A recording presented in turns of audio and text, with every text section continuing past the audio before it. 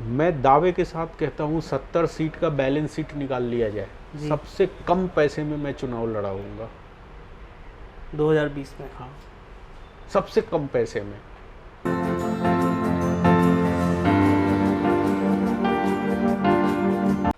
Hi, welcome to my channel life of politicians. आज मैं प्रेम बघेल आपके साथ एक नए एपिसोड के साथ जुड़ने जा रहा हूं। आज हम लक्ष्मी नगर विधानसभा में खड़े हैं और लक्ष्मी नगर के विधानसभा के लोकप्रिय नेता, लोकप्रिय एमएलए अभय वर्मा जी के साथ आज हम बातचीत करेंगे। उनकी पर्सनल लाइफ के बारे में जानेंगे और उनकी राजनीतिक जीवन की जो संघर्ष रहा है उसके बारे में जानेंगे। वो लक्ष्मी नगर से एमएलए हैं और चीफ स्पोक्स पर्सन है बीजेपी दिल्ली प्रदेश के। आइए चलते हैं सर के पास और डायरेक्ट संवाद करते हैं। Sir, welcome to our channel life of politicians. Thank you.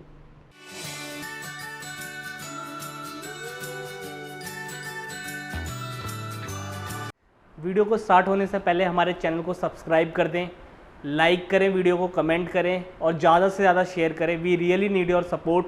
Channel को अभी सब्सक्राइब करें।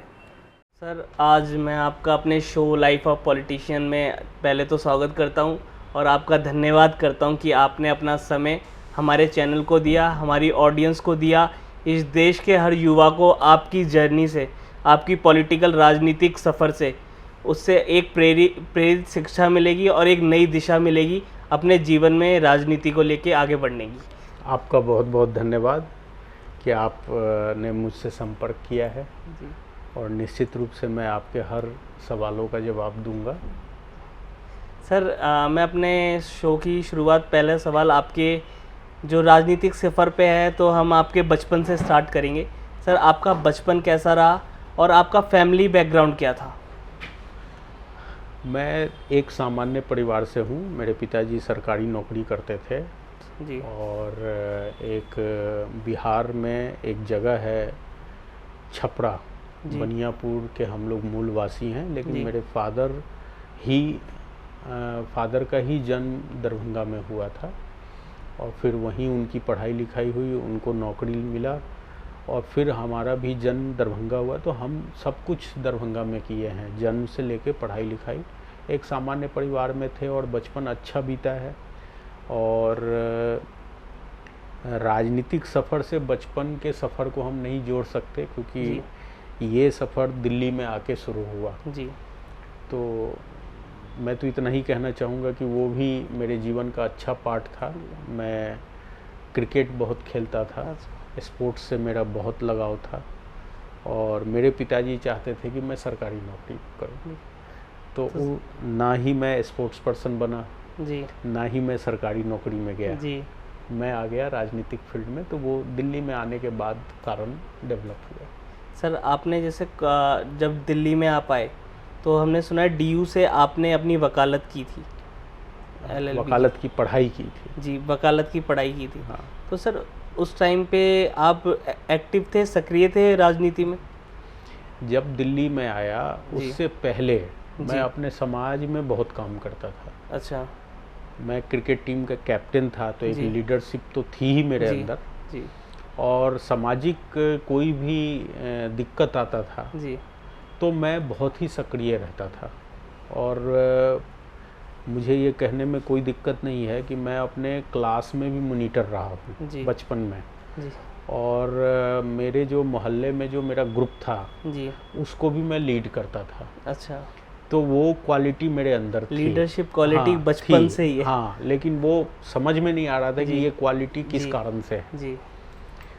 तो जब मैं दिल्ली आया जी। तो दिल्ली में एक छोटी सी घटना हमारे साथ हुई जी। और वो घटना मैं आपको बताना चाहूँगा कि हम LLB में क्वालिफाई कर गए थे। एंट्रेंस टेस्ट था। क्वालिफाई करने के बाद हम दिल्ली आए थे जी। और दिल्ली में हमारा एडमिशन हो गया था। एडमिशन होने के बाद वहाँ पे छात्र संघ का चुनाव हुआ जी। तो चूँकि मैं स्टूडेंट था तो उस चुनाव में किसी न किसी ग्रुप को मदद करनी थी जी। तो हमने एक ग्रुप को मदद किया जी। मदद कोई सक्रियता नहीं थी लेकिन जो एक बचपन से आदत था कि थोड़ा प्रोएक्टिव होके काम करो तो हमने एक कुनवे को हमारा समर्थन था और हम लोगों नए नए एडमिशन लिए थे, तो हमने वोट किया और वो व्यक्ति चुनाव जीत गया जी। लेकिन उसी के साथ जो दूसरा ग्रुप था वो हमें टारगेट कर रहा था। अच्छा, ओके। कि ये कौन लोग हैं, कहाँ से आ गया, हमें क्यों नहीं सपोर्ट किया। लेकिन हमें दिल्ली में हम नए लोग थे तो हमें समझ में नहीं आ रहा था। जी। तो मेरे साथ जो मेरा रूम पार्टनर था उस समय का, हम दोनों निकले कॉलेज से, कॉलेज के बाहर आए, वो वॉशरूम के लिए चला गया, मैं रोड को पार कर गया जी। तो अचानक 5-7 बाइक से, जो इसको आज भी मैं नहीं पहचान सकता, लेकिन वो स्टूडेंट थे क्योंकि हम लोग नए थे इसलिए समझ में नहीं आया, 5-7 बाइक और स्कूटर से आए और उसको वॉशरूम करते वक्त पीछे से धक्का दिया, 1-2 थप्पड़ लगाया और फिर बैठे बाइक पे निकल गए। मैं रोड के दूसरे किनारे था तो मैं देख के भी कुछ नहीं कर सकता था क्योंकि मैं एक बिहार का सामान्य व्यक्ति, रोड पे तेज गाड़ी आ रही थी जा रही थी तो मैं देखता रह गया और हतप्रभ रह गया। और फिर हमारे मानसिक तनाव को मैं अभी भी याद करता हूँ कि उस समय बस से हम गए थे रूम पे, मतलब हम लोग दोनों मित्र एक दूसरे से बात नहीं कर पा रहे थे और सोच रहे थे कि कहाँ आ गए, ये क्या चक्कर है, और भाई ये तो कभी भी पीट जाएंगे, कभी भी कुछ हो जाएगा। उस फियर के बाद एक मन में आया कि अपनी भी ताकत होनी चाहिए जी, हमारी भी पहचान होनी चाहिए, ऐसे कैसे हो गया जी। ये सोच के जी हम थोड़ा थोड़ा पॉलिटिक्स में इंटरेस्ट लेने लगे जी। और फिर क्या हुआ कि मैं पहले ही बताया आपको, मैं स्पोर्ट्स में बड़ा रुचि रखता था जी। तो मुझे लॉ फैकल्टी में मेरा जो सेंटर था उसका चेस का कैप्टन बना दिया गया। अच्छा, ओके। तो चेस का कैप्टन होने के कारण स्पोर्ट्स सेक्रेटरी का चुनाव हुआ जी। सारे कैप्टन थे हर टीम के जी। तो उन्होंने इलेक्शन में मैं जीत गया जी। मेरा पहला जीवन का इलेक्शन था दिल्ली में, जो मैं स्पोर्ट्स सेक्रेटरी बन गया था जी। स्पोर्ट्स सेक्रेटरी बनने के बाद मैंने बहुत अच्छा एक स्पोर्ट्स मीट कराया, यूनिवर्सिटी लेवल पे मीट हुआ था और उसमें तमाम कॉलेज के बच्चे आए थे और वो अपने आप में एक सक्सेसफुल इवेंट था दिल्ली यूनिवर्सिटी में जी। तो मेरी पॉपुलैरिटी बढ़ी। इसी दौरान एक आंदोलन हम दिल्ली में लॉ फैकल्टी में चला रहे थे। लॉ फैकल्टी में medium of instruction in English, okay. और हमारा मानना था कि हम हिंदी में क्यों नहीं पेपर दे सकते। लॉ फैकल्टी एक स्वतंत्र भारत का एक अच्छा इंस्टीट्यूट है और हम हिंदी में पढ़ना चाहते हैं, तो हमें आंसर हिंदी में लिखने क्यों नहीं दिया जा रहा। तो हम कई 8-10 लोगों का ग्रुप बना और हमने हिंदी में एग्ज़ाम दिया जी। तो पहले तो हमारे कॉपी चेक नहीं हो रहे थे, फिर VC और डीन वगैरह से मिल के सब करा के कॉपी चेक हुआ और अच्छे मार्क्स से जब हम पास कर गए जी, तो हमारे हिंदी देने वाले स्टूडेंटों की बहुत बड़ी संख्या थी। फिर वो 100 पार कर गया, 150 पार कर गया, 150 से अधिक बच्चे जब हिंदी में एग्ज़ाम देने लगे। तो एक मेरा वो लीडरशिप जो स्पोर्ट्स मीट मेरा सक्सेसफुल इवेंट था एज ए स्पोर्ट्स सेक्रेटरी। दूसरा बीइंग ए लीडर की हिंदी को एस्टेब्लिश करके, इस कारण स्टूडेंट में एक सहमति बनी कि हम आपको स्टूडेंट यूनियन का प्रेसिडेंट बनाना चाहते हैं। अच्छा, ओके। और मैं आपको बताऊं कि मेरे पास चुनाव लड़ने के जो मीन्स होते हैं, खर्चा होता है, पैसा कुछ भी नहीं था। सारे स्टूडेंट मिलके कलेक्शन करके मुझे चुनाव लड़ा दिया और मैं चुनाव लड़ गया, जीत गया। फर्स्ट टाइम मेरे सेंटर में कोई बिहार का व्यक्ति दिल्ली में प्रेसिडेंट बना जी। ये फर्स्ट था मैं, इससे पहले यहाँ के आसपास के लोग बनते थे। तो फिर मैंने काम किया, वो लॉ फैकल्टी में मैंने बहुत काम किया। इतना काम किया, मेरा मेगा इवेंट था एनुअल फंक्शन कि भारत सरकार ने मुझे, भारत सरकार कह रहा हूँ, दिल्ली से लॉ फैकल्टी दिल्ली यूनिवर्सिटी ने मुझे बेस्ट यूनियन का अवार्ड दिया। अच्छा। और बेस्ट स्टूडेंट का अवार्ड वाइस चांसलर ने मुझे दिया। और उसके बाद भारत सरकार ने मुझे as a student leader select किया।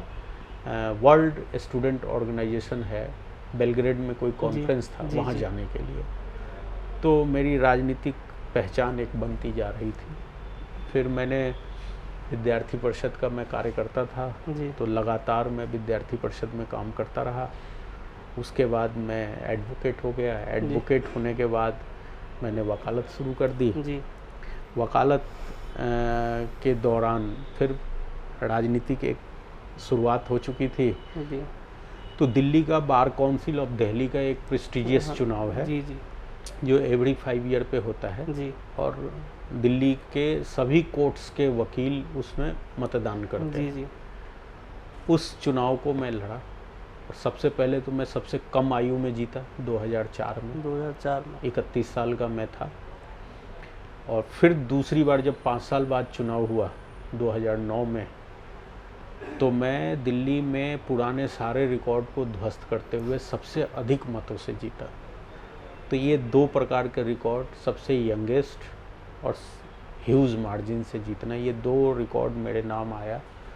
और फिर मैं बार का एक लीडर होने के बाद, चूँकि विद्यार्थी परिषद से मेरा सब हुआ था जी, तो फिर बीजेपी में मेरी एंट्री हुई। हमारे जो लीडर थे, जिनको मैं बहुत लाइक करता था, जिनका मैं फ़ैन था, अरुण जेटली जी, क्योंकि वो भी एक सीनियर एडवोकेट थे। तो उन्होंने मुझसे कहा कि आप अब बार की पॉलिटिक्स को छोड़िए और आप बीजेपी के पॉलिटिक्स में आइए।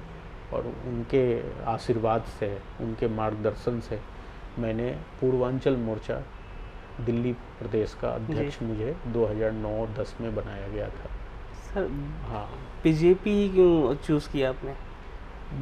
मैं तो स्वयं सेवक हूँ, तो मुझे और कहीं जाना ही नहीं था। अच्छा, पहले से ही डिसाइडेड था कि एबीवीपी ने ही मेरे अंदर कार्यकर्तापन लाया जी। और एबीवीपी के संस्कार मेरे अंदर थे, तो हमारे अंदर दूसरा थॉट है ही नहीं। अच्छा, फिर तो हम तो बाल्यकाल स्वयं सेवक हैं। हम तो संगठन एबीवीपी, फिर लीगल सेल, फिर बीजेपी लीगल सेल, फिर अधिवक्ता परिषद, तमाम संगठनों में हमने काम किया है।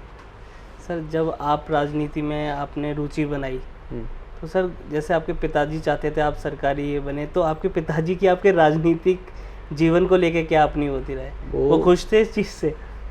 होता क्या है कि मेरे पिताजी चाहते थे कि मैं सरकारी नौकरी लूँ। तो जब मैंने कहा कि मुझे लॉ करना है, तो उन्होंने कहा लॉ करना है तो क्वालिफाई करके दिखाओ, एंट्रेंस टेस्ट निकालो तब लॉ कराऊंगा। तो मैंने डीयू के एंट्रेंस टेस्ट निकाल दिए, तो फिर उन्होंने मुझे भेज दिया यहाँ दिल्ली। फिर भी वो चाहते थे कि मैं लॉ को विषय रख के कोई गवर्नमेंट सर्विस ही करूँ। जब उनको पता चला कि मैं वकालत शुरू कर दिया हूँ, तो वो काफ़ी नाराज़ रहे। अच्छा, नाराज़ रहे? हाँ, नाराज़ थे। और मुझे अच्छे से याद है, कोई 6 महीना साल भर तो काफ़ी घर में गहमा गहमी रहता था कि क्या ज़रूरत है वकालत करने की, और वकालत ही करनी थी तो आ जाओ यहाँ करो, और यहाँ वकीलों का क्या हाल है वो भी हम देख रहे हैं। लेकिन पिताजी थे और उनका आशीर्वाद बहुत ज़रूरी था, तो वो दिल्ली आए जी। और दिल्ली आके उन्होंने सारा मेरा वो किया कि क्या करता है। कोर्ट गए, मेरे चैम्बर गए, ऑफिस गए, और देखने के बाद उन्होंने बहुत तारीफ़ की।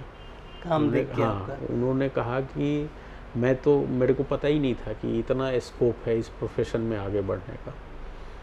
और फिर उन्होंने, मुझे आज भी याद है, उस टाइम पे मुझे 75,000 रुपया दिया उन्होंने कि भाई ये तुम किताब और लॉ में बहुत इन्वेस्टमेंट की ज़रूरत होती है, ये सारा काम करना है। तो वो ज़बरदस्ती मेरे को दे के गए, ताकि आगे तो बाद में उनका काफ़ी मेरा को समर्थन मिला। और उसके बाद तो रेगुलर वो दिल्ली आते रहे और काफ़ी मतलब हमारा मतलब हमें काफ़ी मानने लगे। लेकिन कुछ 6-8 महीना उनको ठीक नहीं लगा था कि चाह वो कुछ और रहे थे, कर में कुछ और रहा था। ये तो रही वकालत की बातें। और अब आ जाते हैं आपकी राजनीति की बातों पे कि राजनीति को लेके फिर आप वकालत से तो वो खुश थे, फिर राजनीति में एंट्री हुई, इससे क्या रहा? राजनीति में स्टूडेंट यूनियन की जो पॉलिटिक्स थी उसमें तो उनको थोड़ा एतराज हुआ था जी कि ये कहाँ क्या कर रहे हो तुम, दिल्ली यही करने गए हो क्या जी।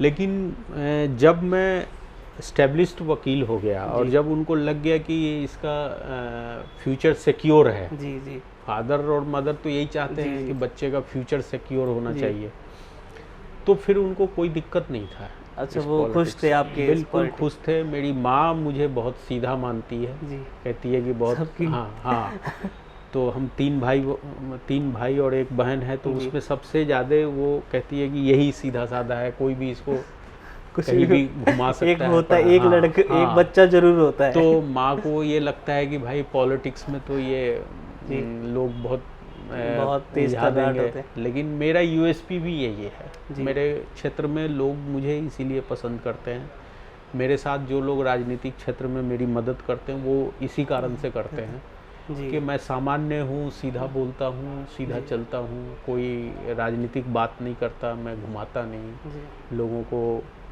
टरकाता नहीं। ये अभी हमारा जब पहला इंटरेक्शन हुआ था कॉल पे, तब मैं समझ गया था। हाँ, तो वो सीधा सीधा के कारण जो है माँ थोड़ा सा संकित रहती है जी, अभी भी है, लेकिन वो भी खुश है।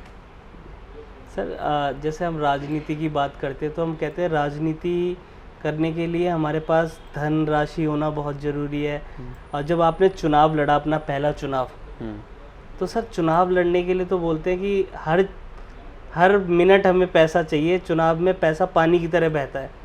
तो सर आपने भारतीय जनता पार्टी से चुनाव लड़ा और दिल्ली में चुनाव लड़ा, और जिस पार्टी के अगेंस्ट लड़ा वो बहुत मजबूत पार्टी थी, तो सर आपका चुनावी समीकरण क्या थे, मैं जानना चाहूँगा।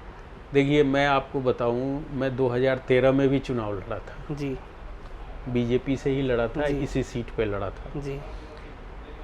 तब मेरे बहुत पैसे खराब हुए थे, और मैं बताऊं, मेरा एक फ्लैट मुखर्जी नगर में था जी, एक मेरा 150 गज ज़मीन बुराड़ी में था, और इस तरह से मेरे बहुत सारे एसेट्स, कहीं ना कहीं एक साउथ गणेश नगर में मेरा फ्लैट था जी, सब मेरे ख़त्म हो गए एक चुनाव में। हाँ, उस चुनाव और 2015 के चुनाव से पहले तक में ये सब मेरे जीरो हो गए जी। और पैसा लगता है, इसमें कोई डाउट नहीं है, लेकिन मैं एक अनुभव बता रहा हूँ। 2020 के चुनाव में मेरे पास कुछ नहीं था, क्योंकि पहले ही मैंने सब खत्म कर लिए थे। एक मेरा रहने का घर है अब लक्ष्मी नगर में, बस अभी वही है। सर हौसला नहीं टूटा उस टाइम पे कि मेरे को आगे, अब मैंने इतना सब कुछ खो दिया, फिर से चुनाव लड़ूंगा और अभी मैं स्टेबल इतना नहीं रहा, पीछे बच्चे हैं, ऐसा कुछ था माइंड में? वो रहता है, लेकिन जब एक बार हम चल पड़े हैं जी, और एक लक्ष्य लेके चले हैं कि हमारी शक्ति होनी चाहिए जी, दिल्ली में हमारे जैसे लोग कमज़ोर ना पड़े जी, तो ऐसे लोगों के मदद के लिए मुझे अपने आप को एस्टेब्लिश्ड करना था, ये मन में भाव था। तो मैंने ये फील किया कि जब 2020 का चुनाव आया और मेरे पास कुछ नहीं था, कोई बैंक बैलेंस नहीं, कोई एसेट नहीं, कुछ भी नहीं, लेकिन 2013 से अच्छा चुनाव मैं 2020 में लड़ा हूँ, और लोगों ने बिना मुझसे पूछे, बिना मुझे बताए हर प्रकार से मदद की।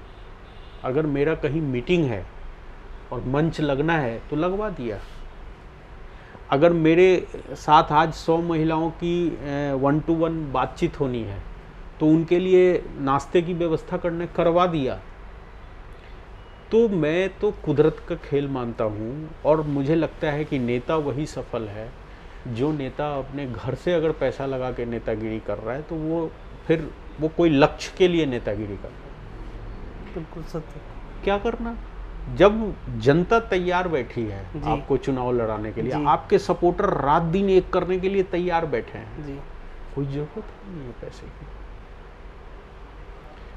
मैं दावे के साथ कहता हूँ 70 सीट का बैलेंस सीट निकाल लिया जाए, सबसे कम पैसे में मैं चुनाव लड़ाऊंगा 2020 में। हाँ, सबसे कम पैसे में, और सीट भी जीते। हाँ। तो ऐसा नहीं है, कुछ मदद पार्टी की तरफ से भी हुआ था जी और पार्टी की तरफ से तो ऑन अकाउंट आते हैं पैसे। जी।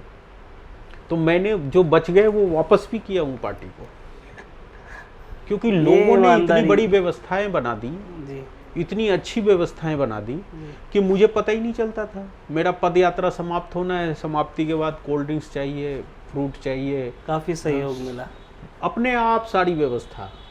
सर। इवन की वोटिंग वाले दिन टेबलों पे नाश्ता और खाना और पानी की भी मुझे नहीं जानकारी है कैसे हुई थी व्यवस्था। सर जैसे तो आज, हाँ, नहीं सर बताइए, आप कुछ कह रहे तो इससे ये समझा जा सकता है। मेरे को सब लोगों ने कहा शाम को 7 बजे थे। जी एक बहुत ही प्रसिद्ध चैनल का वो आ गया एग्जिट पोल, जी और उसने कह दिया बीजेपी साफ 3-4 सीट जीतेगी। तो मैं, वोटिंग समाप्त हुआ था, मैं आके बैठा था, तो सबके चेहरे वो हो गए, उतर गए कि भाई ये तो साफ है, 3-4 सीट ही बता रही है, और लक्ष्मी नगर तो हम कभी जीते ही नहीं, आज तक नहीं जीते।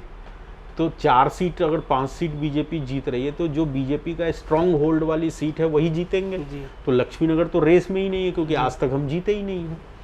लेकिन मैंने तब भी अपने सपोर्टरों को कहा कि जो समर्थन, जो लगन, जो एकजुटता मैंने इस बार विधानसभा में पूरे प्रचार के दौरान देखा है, तो बीजेपी की 1 सीट निकलेगी तो लक्ष्मी नगर निकलेगी।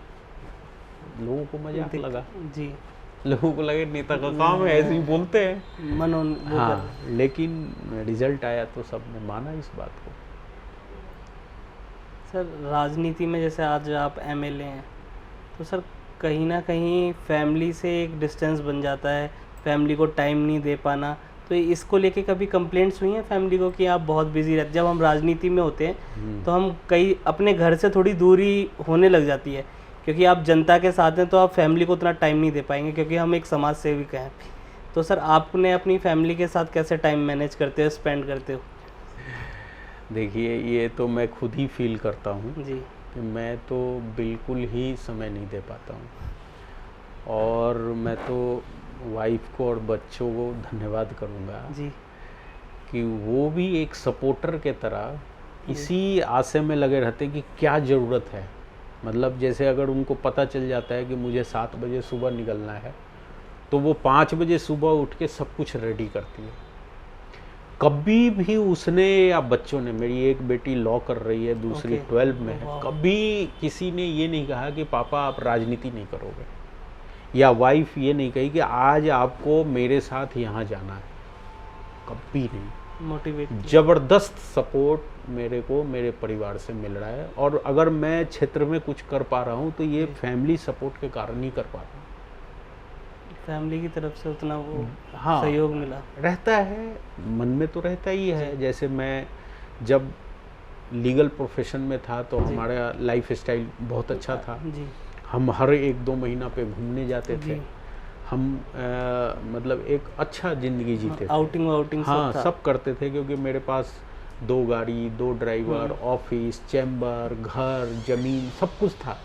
तो ये लगता था कि भाई कोई चीज़ की कमी नहीं है, तो फैमिली लाइफ जो है बहुत अच्छे स्केल पे। और उस टाइम समय भी था कि समय भी था, जब भी कोर्ट में छुट्टी हुआ हम निकल गए आउटिंग के लिए।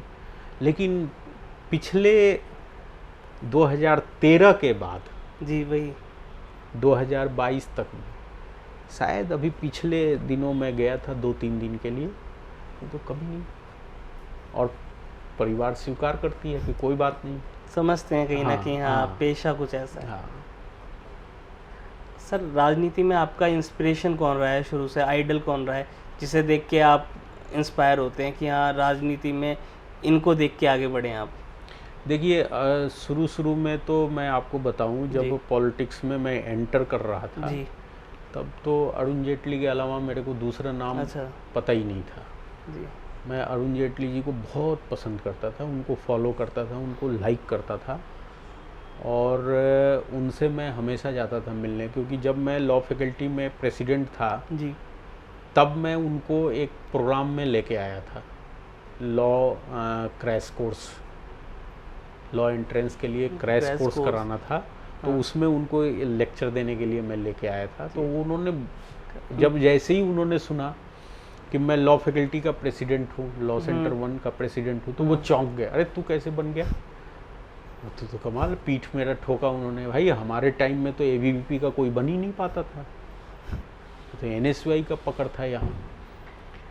तो वो मेरे को फर्स्ट लुक में ही बहुत लाइक करने लगे। तो मेरे को भी लगा कि लीडर्स ऐसा ही होना चाहिए, तो मैं उनके को फॉलो करके ही मैं राजनीति करता था। लेकिन अब वर्तमान परिस्थिति में अमित शाह जी को मैं बहुत पसंद करता हूँ। जी जी। नरेंद्र मोदी जी अनडाउटेबली हमारे तो आइकॉन हैं, कोई इशू नहीं है। बहुत बड़े, मतलब उनको जितना देखता हूँ, जितना सुनता हूँ, उतना ही कम लगता है। तो और अमित शाह जी को मैंने ऑर्गेनाइजेशनल जो उनका तरीका है वो मुझे बहुत पसंद है, मैं पूरा फॉलो करता हूँ इस तरह से। सर अब हम थोड़ी राजनीतिक जीवन पे बात करेंगे आपके। सर आम आदमी पार्टी ने अभी रिसेंटली स्टेटमेंट दिया अरविंद केजरीवाल जी ने कि उन्हें भारत सरकार बाहर नहीं जाने दे रही। सिंगापुर का जो उनका एजुकेशन मॉडल के लिए उन्हें इनवाइट किया सिंगापुर उधर से, तो भारत सरकार ने रोक लगाई, नरेंद्र मोदी ने उनको जाने से रोक लगाई। इस पे आपने क्या विचार? देखिए, मैं अरविंद केजरीवाल जी का जो पॉलिटिक्स है जी, वो पॉलिटिक्स बड़ा ही डिफरेंट है जी। फैक्ट को झूठ बोल के राजनीति करना उनसे सीखे कोई। और मैं आपको 2-3 उदाहरण दूंगा जी। नितिन गडकरी चोर है, नितिन गडकरी यहाँ पैसे खा गए, इंफ्रास्ट्रक्चर में पैसे खा गए, बाद में माफ़ी मांगे जी। अरुण जेटली बेईमान है, बाद में माफ़ी मांगे। केजरीवाल की एक पॉलिटिक्स है कि फैक्ट को झूठ बोलो और खबर बना दो। जैसे आप मीडिया से हैं, आपके पास एक क्वेश्चन बन गया कि सिंगापुर जाना चाहते हैं और भारत सरकार और नरेंद्र मोदी रोक रही है। फैक्ट क्या है? फैक्ट ये है कि सिंगापुर से जो इनविटेशन है वो महापौर के लिए था। महापौर का सम्मेलन है सिंगापुर में, देश भर के महापौर वहाँ इकट्ठा हो रहे हैं। इन्होंने लॉजिक ये दिया कि चूंकि महापौर अभी दिल्ली में है नहीं तो मुझे जाने दो। अरे क्यों जाने दे भाई?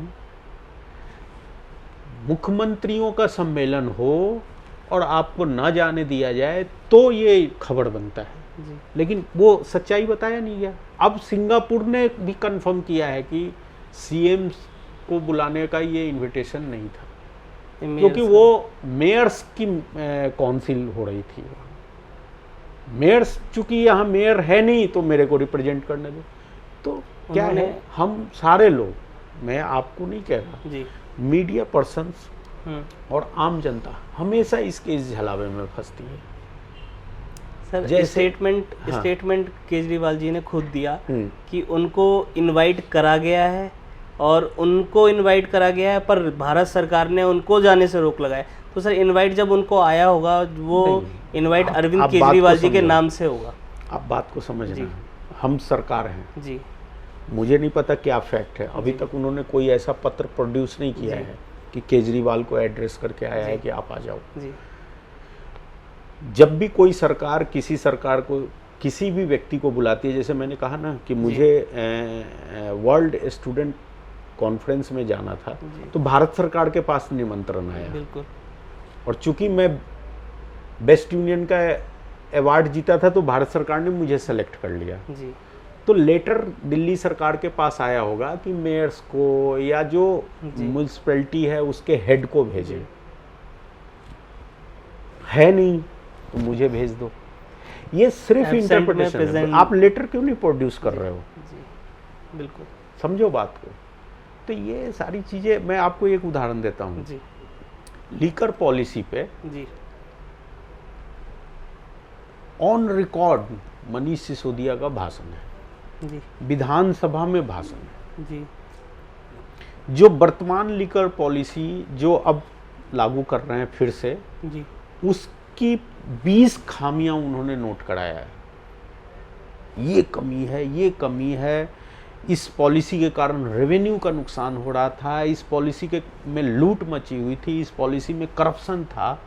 हम परेशान होके ये नया पॉलिसी लेके आए हैं और इस पॉलिसी से हम अभी तक 6,000 करोड़ कमा रहे थे, अगर नया पॉलिसी लागू हो जाएगा तो हम 10,000 करोड़ कमाएंगे। ये ऑन रिकॉर्ड है जी। आप पॉलिसी क्यों वापस ले रहे हो जी? पुरानी पॉलिसी क्यों लागू कर रहे हो? अगर उसमें लैचेस थे, उसमें लेकुनास थे, उसमें भ्रष्टाचार था, उसमें अधिकारी लूट कर रहे थे, क्यों लागू कर रहे हो आप? और आपका जो नया पॉलिसी है वो बहुत अच्छा था, तो क्यों विड्रॉ कर रहे हो? अब क्या कह रहे हैं? सीबीआई के डर से करवा, सीबीआई जो है अधिकारियों को डरा रही है, इसलिए हमें विड्रॉ करना। अब ये एक पॉपुलिस्ट स्टेटमेंट हो सकता है, तथ्य क्या, सीबीआई यही काम रह गया है। और आईएएस और जो अधिकारी हैं वो सीबीआई के धमकाने से धमक जाएंगे? कमी होगा तभी धमकेंगे, गलती होगा तभी दिक्कत होगी। ईडी रेड मारती है, अगर ट्रंक के ट्रंक नोट निकलेंगे तो पता चल रहा है ना कि ठीक मारी। अब तुम कहते रहो ईडी जबरदस्ती कर रहा है जी, कहते हैं ईडी भारत सरकार के। अरे भाई किसी भी सरकार का ईडी हो, अगर वो छापा मार के सैकड़ों हजारों करोड़ रुपया पकड़ रही है तो अच्छा ही कर रही है। तो क्या है, ये बहुत तेज चीज है जी। अब आपको मैं लीगर पॉलिसी में बताता हूँ। इन्होंने जोन बांट के लीगर पॉलिसी बांट दिया, मोटा माल ले लिया अंडर टेबल। आप सारी दुनिया को पता है ठेका अलॉट कराने के लिए पैसे लगते हैं, पहले भी लगते थे अब भी लग रहे हैं। ऐसे सारी दुनिया कहती है कि अंडर टेबल पैसा नहीं दो तो आपको ठेका नहीं मिलेगा, लाइसेंस नहीं मिलेगा।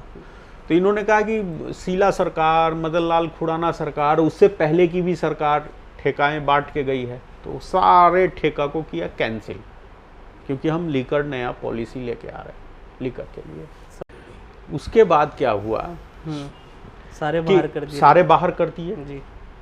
अब नए पॉलिसी के आधार पे नए ढंग से ठेका देंगे जी। तो भाई ठेका लेना है तो आना पड़ेगा। बिल्कुल। तो इसने 800 साढ़े 800 ठेका पूरे दिल्ली में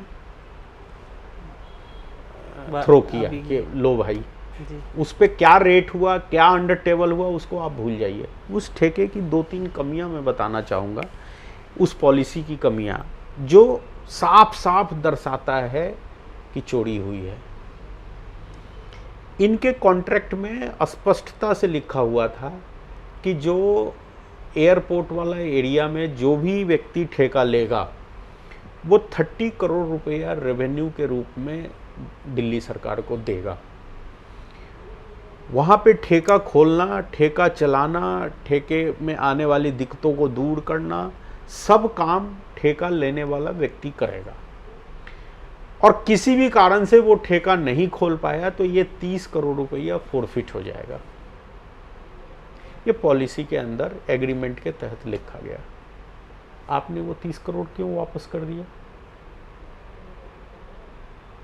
ये तो बहुत इजी है कि भाई सरकार के पास मेरे 100 करोड़ जमा हैं, तुम रिलीज कर दो, मैं तुम्हें कुछ दे दूंगा। डायरेक्ट हो गया ना, डायरेक्ट हो गया। तो इसको झुठला नहीं सकते। दूसरा, पहले के पॉलिसी में क्या था कि अगर 100 रुपए की दारू की बोतल है तो 100% एक्साइज ड्यूटी लगेगा, यानी कि वो बोतल 200 रुपए में बिके। तो जितने बोतल बिके उतना पैसा सरकारी खजाने में आ गया। अब इन्होंने क्या कहा कि हम जोन वाइज बोली लगाएंगे। 32 जोन में दिल्ली को बांटा, 32 या 36 जोन, एग्जैक्ट फिगर मेरे पास नहीं है। उतने जोनों में दिल्ली को बांट के जोन की वैल्यू लगा दिया और कह दिया कि आप एडवांस में दे दो एक्साइज ड्यूटी। अब किसी ने 100 करोड़ लगा दिए महीने के, 200 करोड़ लगा लिए, 500 करोड़, मेरे को नहीं पता। सब काम एडवांस में, अजम्पशन पे चल रहा है। नहीं, एडवांस में हो गया 100 करोड़ और उसको खुली छूट दे दी, तुम जितना मर्जी दारू बेचो। हुआ क्या? हुआ ये कि अगर 100 करोड़ वो टैक्स में दिया है, एक्साइज ड्यूटी दिया है, तो 100 करोड़ का वो दारू बेच सकता है पुराने पॉलिसी के हिसाब से। बिल्कुल। उसने 500 करोड़ के दारू बेच दिए, 1 पे 1 फ्री, क्योंकि उसके बाद तो कोई झगड़ा ही नहीं, बैरियर खत्म हो गया ना। और उसे एक ही बार पे करना था, पे कर दिया। पे करने के बाद उसने कई पॉलिसीज, दुकान सुंदर बना दिए, लोगों को अट्रैक्ट करने लगा और एक बोतल पे, एक बार तो ऐसा नौबत आया एक बोतल पे 2 बोतल फ्री। तो लोग क्या हुआ, अब उसको तो अपना रेवेन्यू इकट्ठा करना था। दारू तो उसको 100 रुपये में ही मिलनी थी ना जी, और दिल्ली में रेट 200 है, तो भाई 200 में 2 बोतल दे रहा हूं। तो क्या हुआ, इससे दिक्कत क्या आई आप समझो। इसमें भी आप लॉजिक दे सकते हो कि ठीक है अगली बार जब बोली लगता तो और ज़्यादा लगता जी, मैंने इस बार 100 करोड़ दिया तो अगली बार 150 करोड़ में वो जोन जाता। लेकिन उससे दिक्कत कहाँ आ गई कि दिल्ली के आसपास के जो राज्य हैं, हरियाणा में तो ये पॉलिसी नहीं है, मध्य प्रदेश में ये पॉलिसी नहीं है, राजस्थान में ये पॉलिसी नहीं है, यूपी में ये पॉलिसी नहीं है, तो वहाँ के सारे वेंडर यहाँ से माल उठाने लगे दिल्ली से। तो सारा इकोनॉमिक क्राइसिस आ गया। तो ये बहुत बड़ा भ्रष्टाचार है कि भाई तुम बोली 100 करोड़ की लगा दो, 200 करोड़ की लगा दो और 2000 का माल बेच दो, एडवांस में पे कर। हाँ, तो ये फंस गए हैं जी, इसमें। इनके पास जवाब नहीं है। ये जो सीबीआई इंक्वायरी ऐसे नहीं हुआ है। जब सेंट्रल एजेंसी को लगा कि इस एक छोटे से प्रयास से कई स्टेट के इकोनॉमिक्स खराब हो रहे हैं, पेट्रोल का दाम बढ़ता है तो हर स्टेट 1-2 रुपए के अंतर पे रखते हैं, चाहे तो वो वैट कम कर दें। गोवा में कर दिया। गोवा चूंकि अलग पार्ट है, वहाँ पब्लिक जा नहीं सकती पेट्रोल भराने के लिए, इसलिए वो कर दिया कम। लेकिन मान लीजिए दिल्ली आज वैट 10 रुपया कम कर दे तो हरियाणा, यूपी सब के लोग यहाँ आ जाएंगे गाड़ी में पेट्रोल भराने, तो उस राज्य का इकोनॉमिक्स तो खराब हो गया ना। तो ये दारू के माध्यम से ये काम हुआ था जिसको अभी कोई समझ नहीं रहा है। इतनी बड़ी बेईमानी हुई थी कि कई स्टेट्स के रेवेन्यू खराब हो रहे थे। और दारू कोई अच्छा चीज़ थोड़े है कि आप उत्साहित करोगे, आप प्रचार करोगे, आप सुंदर सुंदर लाइटें लगाओगे, लोग देखे अरे ये क्या है। पहले तो लोग सोचते हैं कोई शोरूम है, फिर देखता अरे ये तो दारू का दुकान है। हमने तो खूब आंदोलन किया है यहाँ, खूब आंदोलन किया है और अभी करूँगा। दारू का ठेका नहीं चलने दूंगा, ये तय है। अच्छी बात है ये कि दारू जैसी चीज के लिए आप आवाज उठा रहे हैं। हाँ बिल्कुल, मैं तो सोसाइटी के हित में बिल्कुल इनके खिलाफ हूँ। और अभी भी हम मुख्यमंत्री के आवास पे बैठ के आए हैं जी, ज्ञापन उन्होंने लिया नहीं है।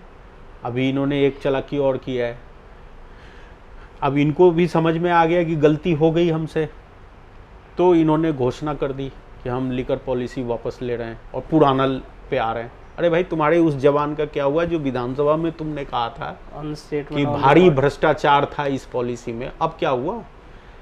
अब रातों रात कल इन्होंने एक नोटिफिकेशन जारी कर दिया कि 2 महीना एक्सटेंड कर रहे हैं।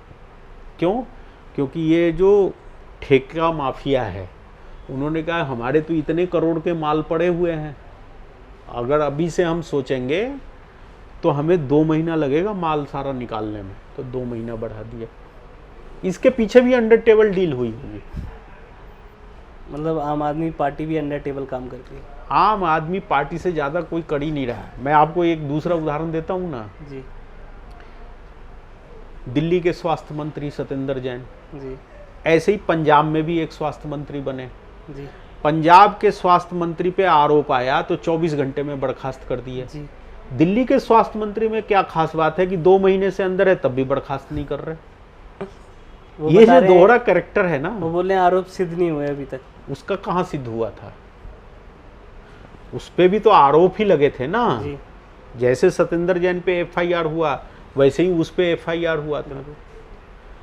देखो ये दोहरा कैरेक्टर जो है ना, दोहरा चरित्र, ये साफ दिखता है केजरीवाल का। तो इसलिए ये तो भूल ही जाओ, आम आदमी पार्टी जो है साफ सुथरा है। आम आदमी पार्टी से तो बेकार कोई है ही नहीं। मैं तो बड़े करीब से देख रहा हूँ। कांग्रेस ठीक है इसका मतलब उससे? कांग्रेस क्या ठीक थी क्या नहीं, वो तो अपना करनी का भुगत ही रही है। लेकिन आम आदमी पार्टी देखना, ये दिल्ली आज मैं कहता हूँ ये दिल्ली मॉडल की बात करते हैं। एक कमरा बनाने पे 20 लाख रुपया है। लोकायुक्त जांच तय किया है, अखबार में आया है।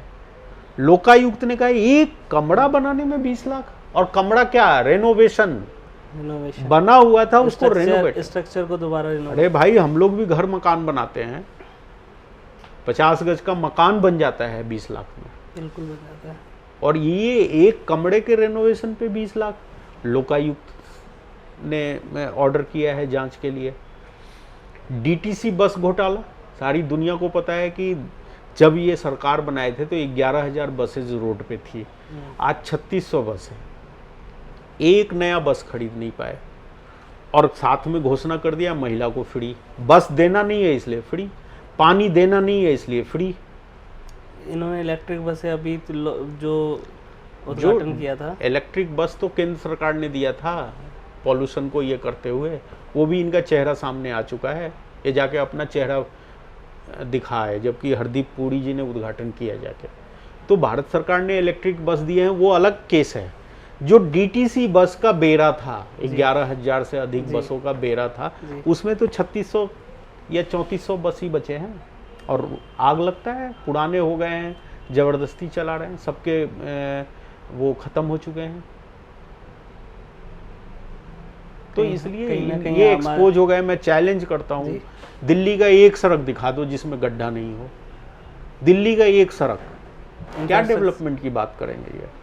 एक सड़क दिखा दो कि भाई साहब आपको मैं एक सड़क दिखाता हूँ, आप आ जाओ। हाँ, आप दिखाओगे NH24, वो केंद्र बनाया है। आप दिखाओगे द्वारका एक्सप्रेस वे, केंद्र बनाया है। दिल्ली सरकार ने कौन से रोड बना दिए मेरे को दिखा दो। लैग कर गई दिल्ली को बिल्कुल। ये क्या है, इसने बिजली और पानी का झुंझुना देके लोगों को बेवकूफ़ बनाया है। जब लोगों को पता चलेगा ना कि पानी और बिजली पे तो हम 1,000, 2,000, 3,000 रुपया महीने का बचा रहे हैं, लेकिन मेरा मेडिकल पे खर्चा 2-3 हज़ार बढ़ गया, मेरे कन्वेंस पे खर्चा 1-2 हज़ार बढ़ गया, बहुत सारी चीज़ों पे खर्चा लोगों का बढ़ गया है। दिल्ली में जब मैं शुरू में गाड़ी लिया था तो मेरा गाड़ी 17-18 का एवरेज देता था। आज मेरा कोई गाड़ी 13 से ऊपर का एवरेज नहीं दे रहा है। तो 5 किलोमीटर का लॉस तो प्रति लीटर में झेल रहा हूँ रोड के कारण। बिल्कुल। जल जमाव पे इनके पास कोई प्लान नहीं है, यमुना सफाई को लेके कोई प्लान नहीं है,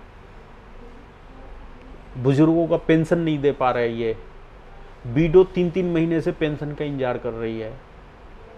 इतना बड़ा मेस मैंने नहीं देखा था।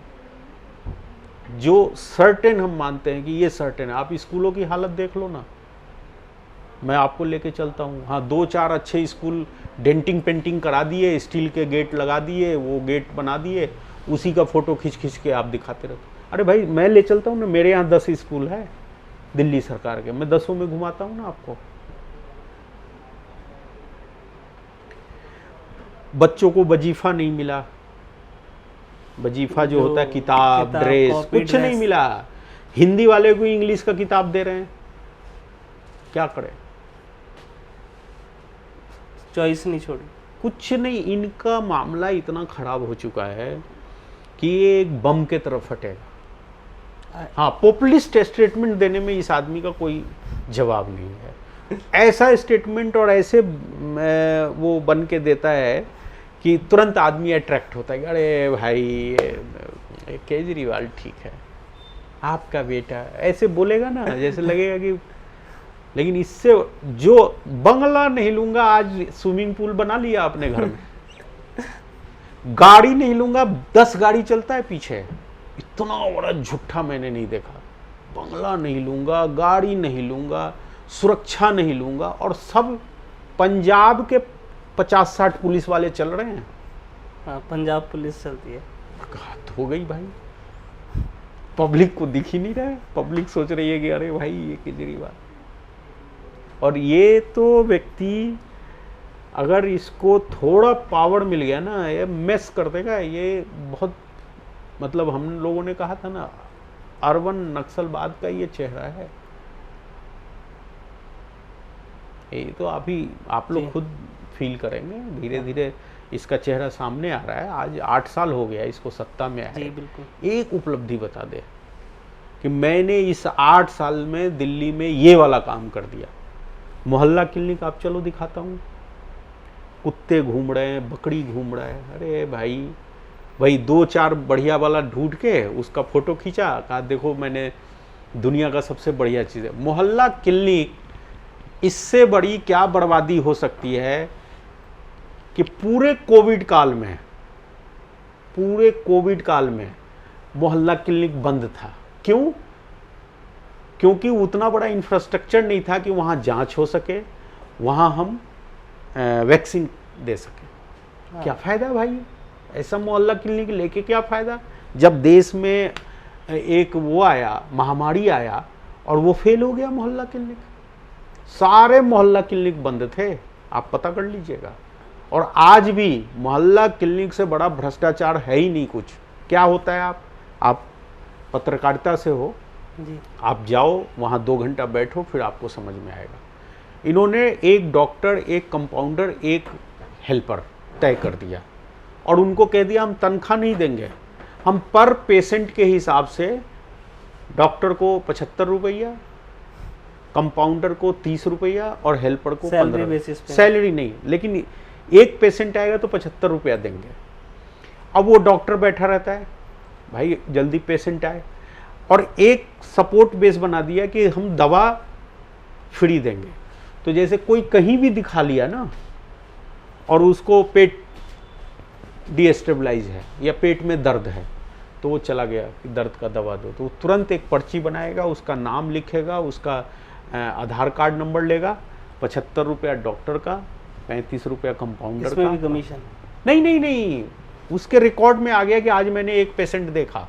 अच्छा, तो क्या है, अब वो दवा लेने जितने लोग आते हैं, डिस्पेंसरी साथ में है जी, माने डिस्पेंसरी नहीं, उसको फार्मेसी साथ में है, तो जो दवा लेने आएगा वो फार्मेसी वाला कहता है डॉक्टर साहब से पर्ची ले आओ।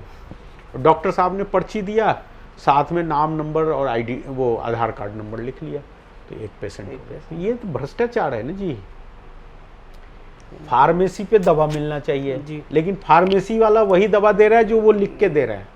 जैसे आप भी जाके कहो कि मेरे को टेट्रामाइसिन चाहिए, तो कहेगा वहां से लिखवा के लिया, 75 रुपया गए ना सरकार के, क्या जरूरत है लिखवाने।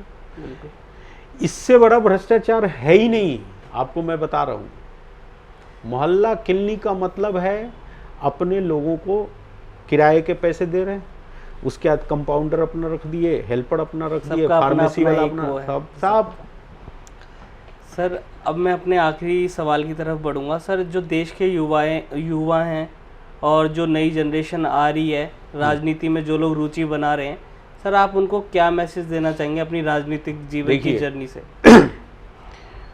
आज साफ साफ दिख रहा है कि हमारा देश आगे बढ़ रहा है, और हमारा देश आगे ही नहीं बढ़ रहा है, सारी दुनिया भारत की तरफ देख रही है। ये हमारे युवा साथियों के लिए गर्व का विषय है। ऐसा लोग कहता है कि 65% आबादी भारत का युवा है, और इनको देख के पूरी दुनिया इनके तरफ टकटकी लगाई हुई है, क्योंकि बहुत बड़ा एक मार्केट, बहुत बड़ा स्किल, बहुत बड़ा हब, बहुत बड़ा लेबर सपोर्ट कंट्री के रूप में भारत उभर के आया है। तो मैं युवा साथी से इतना ही कहना चाहूँगा कि जो हमारा लीडरशिप आदरणीय मोदी जी के नेतृत्व में भारत जो परचम फहरा रहा है, और हमने कभी सपना देखा था कि भारत को विश्व गुरु बनाएंगे, तो विश्व गुरु बनने की ओर अग्रसर है, और उसमें युवाओं की बहुत बड़ी भूमिका है। 75 वर्ष हमारे आज़ादी के हो गए, अमृत महोत्सव हम मना रहे हैं। हमारे सभी युवा साथियों से आग्रह है कि वो आगे आएँ और देश के नव निर्माण में वो अपना सहयोग दें। मोदी जी कहते हैं ना, नौकरी लेने वाला मत बनो, नौकरी देने वाला बनो। तो आज मुझे लगता है कि जिस प्रकार से भारत को मोदी जी ने दुनिया के सामने खड़ा कर दिया है, पहचान, तो वो पहचान दिया है, वो युवा ही उसको आगे लेके जाएंगे। अगर युवा आज कमांड को नहीं संभालेंगे, तो ये केजरीवाल और राहुल गांधी जैसे लोग जाति, धर्म और मिसगाइड कर करके देश को बांटने का प्रयास करते रहेंगे। जैसे मोदी जी कहते हैं ना, 125 करोड़ देशवासियों के लिए मैं जी रहा हूँ। अगर सिलेंडर मिला है तो सबको मिला है, बाथरूम लेटरिन बना है तो सबको बना है, अगर गांव का विकास हुआ है तो सबका हुआ है। तो उस परिप्रेक्ष्य में हमें काम करना चाहिए, और इसमें युवाओं की बहुत बड़ी भूमिका होगी। अगर हमारे युवा साथी, अग्निवीर कांड आपने देखा ही था, युवा साथियों को व्हाट्सएप करके मिसगाइड किया गया, कि अग्निवीर का मतलब करियर खत्म। अरे भाई 18 साल का बच्चा और 21 साल में वो बाहर आ रहा है और साथ में 22-23 लाख रुपया लेके आ रहा है। इससे बड़ा क्या चीज हो सकता है? अगर आज आर्मी ये एक एडवर्टीजमेंट निकाल दे कि मैं आर्मी का ट्रेनिंग दूंगा, फलाना कोर्स कराऊंगा, 5 लाख रुपया जमा कराओ, 5 साल का कोर्स होगा, तो आप 5 लाख भी दोगे और जाके कोर्स भी करोगे। मोदी जी ने कहा नहीं, हमारा युवा एक शारीरिक रूप से मजबूत और सेना का अनुभव होना चाहिए। तो इसलिए 21 साल से पहले ही उसको 4 साल 5 साल का ट्रेनिंग देके और उसको फिर कुछ पैसा भी दो हाथ में, और वो अच्छा होगा तो सेना भी ले लेगी, वो अच्छा होगा तो नौकरी में भी चला जाएगा, वो अच्छा होगा तो कहीं प्राइवेट सेक्टर में भी चला जाएगा, और अगर उसको मन करेगा कि नहीं मैं बिजनेस करूं तो 20-25 लाख में एक अच्छा बिजनेस भी कर सकता। इतनी बढ़िया अपॉर्चुनिटी, और साफ कहा गया कि ये हम कोई अपने मन से नहीं लाए हैं। इस तरह की पॉलिसीज पश्चिमी देशों में बहुत जगह लागू है। आर्मी में लोगों को भरो, 30 साल उसकी नौकरी कराओ, बैरक में बैठे बैठे बैठे उसका जीवन खत्म हो गया। अरे ओपन करो ना, और जरूरत होगा तो उसको बुला लेंगे क्योंकि हमने ट्रेनिंग दे दिया। तो इतना बढ़िया स्कीम को कितना विरोध किया गया, और आज 500 वैकेंसी है तो 5 लाख लोग अप्लाई कर रहे हैं, समर्थन इतना है। तो ये से बचना चाहिए। ये केजरीवाल जैसे लोग गुमराह करेंगे, फ्री का लालच देंगे, देश के निर्माण में उनकी क्या भूमिका है, उनका क्या विजन है, वो नहीं बताएंगे, और ऐसे ही चलाते रहेंगे। लेकिन अब दिन लद गए हैं, सब चुनाव ठोक ठोक के हार रहे हैं, ये केजरीवाल भी हारेगा। धन्यवाद सर, हमें अपना टाइम देने के लिए। बहुत बहुत धन्यवाद। हमारा चैनल लाइफ ऑफ पॉलिटिशियन आपका धन्यवाद करता है। बहुत धन्यवाद।